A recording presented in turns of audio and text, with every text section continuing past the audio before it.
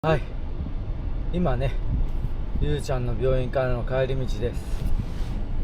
昨日よりかはね、ゆうちゃんまだ元気な方でしたね。昨日はね、1ミリも動かなかったんで、ほんともう胃がキリキリしましたが、よかったです。ちょっとでもね、血液検査結果はね、炎症反応だったかな。炎症反応の方はね、ちょっと下がってましたね。よかった、そこは。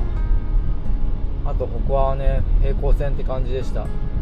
でもなんかの数値が下がったって話されてましたね。いろんなものが下がってくれたらありがたいんですが、なんかね、ゆずちゃんご飯ちょっとあまり食べてないみたいなんですよね、今日が。それのせいだろうと言ってたんですが、それで下がってる数値もありましたね。ちゃんとご飯食べてくれないと心配ですね。ご飯大事なんですね。ご飯食べてください。本当に触りまくってきたけどね、本当こういう時って本当悩みますね。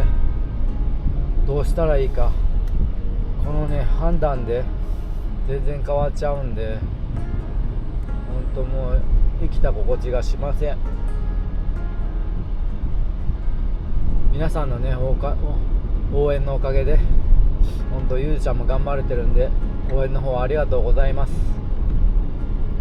これからもゆうちゃん頑張っていくんでね、よろしくお願いいたします。本当暑くなりましたね。